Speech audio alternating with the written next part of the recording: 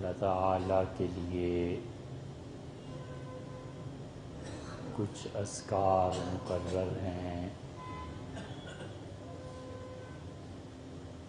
اور ہر آدمی کو یہ اختیار دیا گیا ہے کہ وہ ان اذکار میں سے جو ذکر بھی چاہے سو کرے۔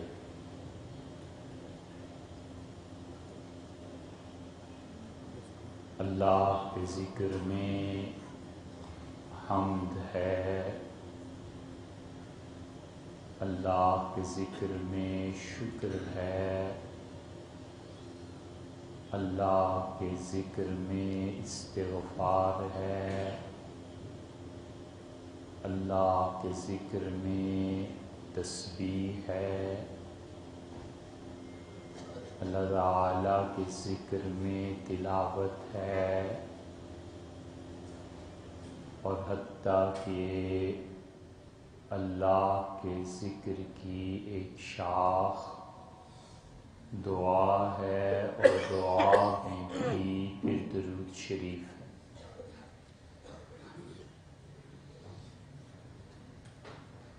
اس لیے اللہ تعالیٰ بار بار لوگوں کو اس بات کی طرف توجہ دلاتا ہے کہ اللہ کو یاد کرو،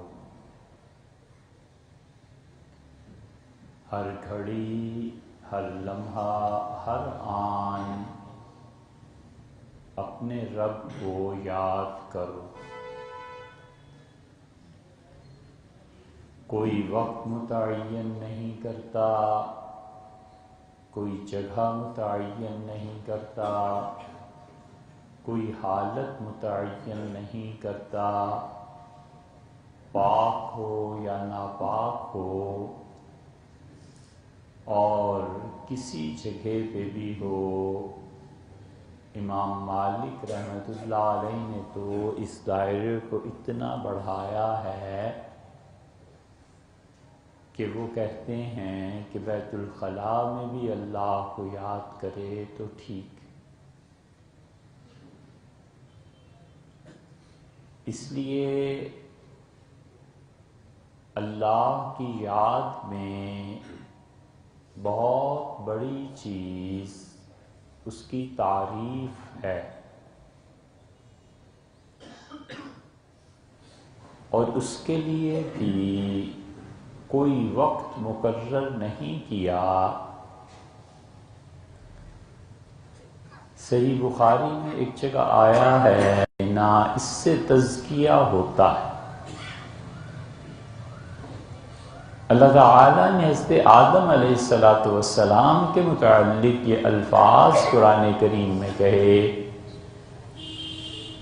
کہ اگر تم نے اس چیز کو چکھا تو فتکونا من الظالمین، تم دونوں، لفظ یہ آیا ہے کہ ظالم ہو جاؤ گے۔ تو ظالم کا مطلب یہ ہے کہ انصاف کی راہ سے ہٹ جاؤ گے۔ آدم علیہ السلام نے معصیت، نافرمانی کی اپنے پروردگار کی۔ اس لیے کسی بھی شخص میں، حضرات صحابہ کرام رضی اللہ عنہم کے سمیت، کوئی اگر یہ چاہے کہ انہیں معصوم ثابت کر دے تو یہ عقیدے کے خلاف چلا جائے۔ صحابہ کرام رضی اللہ عنہم سے بڑے بڑے گناہ ہوئے اور اللہ نے انہیں معاف فرمایا، اور وہ گناہ کی راہ پہ اس لیے اللہ کے ذکر میں بڑا مقام ہے خدا کی تعریف کا۔ اور رسول اللہ صلی اللہ علیہ وسلم نے فرمایا کہ اللہ کی تعریف کرو، اور اللہ اس بات کو پسند کرتا ہے کہ لوگ اس کی تعریف کریں۔ آپ نے فرمایا میں جنت میں جاؤں گا اور ایک عورت میرے آگے چل رہی تھی یا ہوگی، تو میں نے پوچھا کہ یہ مجھ سے بھی پہلے جنت میں؟ تو مجھ سے کہا گیا کہ جوانی میں بیوہ ہو گئی، پھر یہ اپنے بچوں کی تربیت کرتی رہی، حتیٰ کہ اس کے خوبصورت اور پیارے گال پچک کے سیاہ ہو گئے۔ اور ایک جگہ آتا ہے کہ بچے کے مرنے پہ اللہ نے کہا کہ اس کو جنت میں گھر دو، اور جو صبر کرنے والے ہیں ان کے گھر پہ لکھو کہ بیت الحمد، یہ گھر جہاں اللہ کی تعریف حمد کی گئی۔ یہ سب روایات الگ الگ مل جائیں گی۔ کئی مرتبہ رسول اللہ صلی اللہ علیہ وسلم کا جنت میں آنا جانا ہوگا، کئی مرتبہ۔ تو اللہ کی تعریف کرنی چاہیے۔ پچھلے جمعے میں یہ بات کہ من بعد اسمہ احمد، میرے بعد ایک اور آ رہے ہیں نبی علیہ الصلوۃ والسلام، اور ان کا نام احمد ہوگا۔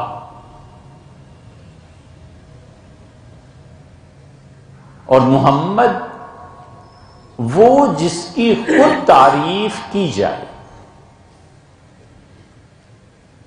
اللہ نے اصول رکھا ہے کہ کام جب پورا ہو جائے تو پھر حمد، اللہ کی تعریف کرو۔ کھانا پورا ہو گیا، الحمدللہ الذی اطعمنا وسقانا۔ کوئی اور چیز نیکی کا کام، الحمدللہ الذی بنعمتہ تتم الصالحات۔ اللہ کہتا ہے اے رب نیند جیسی نعمت سے نوازا، ایک دن نہ آئے تو ساری روٹین ڈسٹرب ہو جاتی ہے۔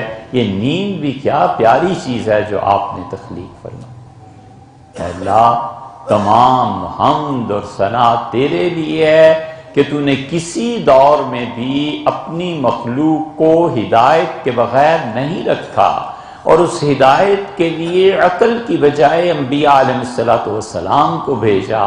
اور اللہ کیا خوبصورت نبی صلی اللہ علیہ وسلم ہمارے نبی تھے۔ یہ ہے تیری تعریف اور تیرا سب سے بڑا کارنامہ۔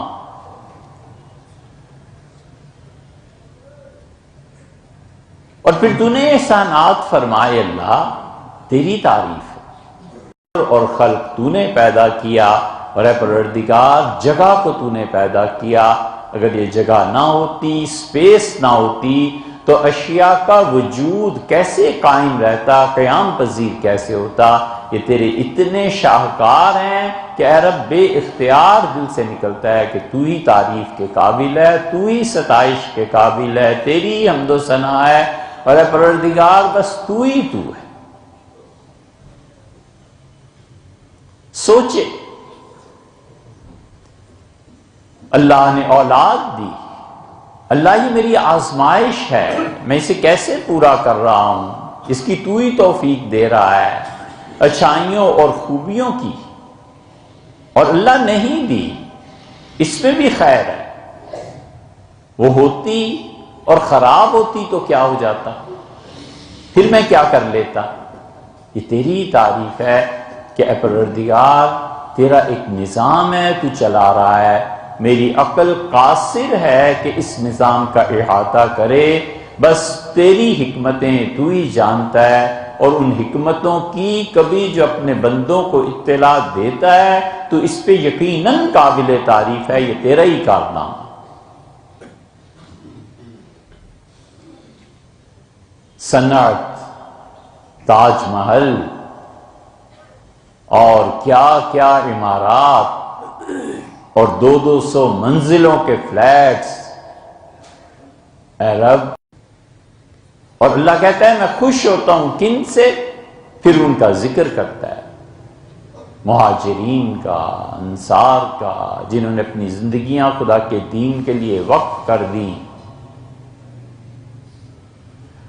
اور ایک جگہ کہتا ہے وَأُوذُوا فِي سَبِيلِي، جو میری راہ میں ستائے گئے. بہت بڑا مقام ہے. بجرم عشق تومی کشن، تیری محبت کی وجہ سے لوگ پتھر مار رہے ہیں، قتل کر رہے ہیں، تیری محبت سبب بن گئی ہے. بجرم عشق تو، تیرا عشق یہاں جرم بن گیا ہے لوگوں میں. غوغائی شور مچا ہوا ہے کہ کیوں نہ ماریں اسے، یہ خدا سے محبت کرتا ہے. تو نیز برسر بام آ کے تماشا آئیس، میرے محبوب تو بھی تو دیکھ، میں تیرے ہی لیے تمہارا چاہ رہا ہوں، تو بھی ذرا آ اور تماشا دیکھ کیا ہو رہا ہے. صحابہ کرام رضی اللہ عنہ کے بہت بڑے اوصاف میں سے خدا نے کہا ہے وَأُوذُوا فِي سَبِيلِي، یہ میری راہ میں ستائے گئے ہیں، میری راہ میں انہیں تنگ کیا گیا ہے. اور ایک راستہ امت میں اب تک کھلا ہوا ہے، اب تک. حضور صلی اللہ علیہ وسلم نے فرمایا اللہ کہتا ہے کہ اس کے لیے اجر لکھو اور نیکی لکھو. فرشتے کہتے ہیں اے رب اس نے کیا کیا ہے؟ اللہ تعالیٰ فرماتے ہیں تم نہیں جانتے، مجھے معلوم ہے پورے گناہ کے اسباب میسر تھے. ترکت ہو اجلی، اس بندے نے میری وجہ سے اس گناہ کو چھوڑ دیا ہے، ہماری وجہ سے اس گناہ کو چھوڑ دیا ہے. یہ اس کا احسان ہے میرے پہ، میری عظمت کا اعتراف ہے. لکھو میرے بندے نے نیکی کیا ہے، میں اسے قیامت میں خوش کروں. ترکت ہو اجلی، اس نے میری وجہ سے گناہ کو چھوڑا. اللہ کسی کا قرض اپنے اوپر رہنے نہیں دیتا، اور غیور اتنا ہے کہ ایک ذرہ برابر بھی کہتا ہے کوئی نیکی تم کرو گے نا، حبۃ من خردل، رائی کے دانے کے برابر بھی اگر تم نیکی کرو گے نا، یات بہ اللہ، قیامت میں اللہ کے ہاں اسے بھی تم پاؤ گے کہ اللہ نے کسی کی نیکی کو ضائع نہیں. تو اللہ کی حمد بیان کرے، اللہ کی تعریف بیان کرے. اللہ کی تعریف کرنا، اس کے گن گانا، اس کی مخلوق کو دیکھ کر اس تک پہنچنے کی کوشش کرنا، یہ سب چیزیں ایسی ہیں جو قرب الہی میں اضافہ کرتی ہیں. سب سے الگ ہو کے بیٹھے 10 منٹ کو 15 منٹ کو، اور پھر موت تک یہ کرتا رہے، بس موت تک. حضور اقدس صلی اللہ علیہ وسلم یہی فرمایا کہ کیا آمنت باللہ، میں اللہ پر ایمان لایا، واستقم، اور پھر اس پہ ڈٹ جا، جم جا. بس ایک چھوٹا سا اچھائی کا کام شروع کرے اور موت کے دن تک کرتا رہے، بس ختم. اس لیے روز کوئی نہ کوئی وقت نکالے تنہائی اللہ کو یاد کرنے کے لیے. نہیں ہے گھنٹہ نہ صحیح، حق تو یہ تھا کہ ساری زندگی اسی کے در پہ بیٹھے رہتے اور اسی کا نام جپتے رہتے. نہیں ہے وقت، تھوڑا صحیح، گھنٹہ صحیح، آدھا گھنٹہ صحیح، ارے یار 2-4 منٹ ہی صحیح، لیکن تنہائی، اللہ کے علاوہ کوئی سننے اور دیکھنے والا نہ ہو. وہ نیکیاں جن کا گواہ اللہ کے علاوہ کوئی نہیں ہوتا نا، یہ قیامت میں ہیروں کی مانند ملیں گی اور مغفرت کا سبب بن جائیں.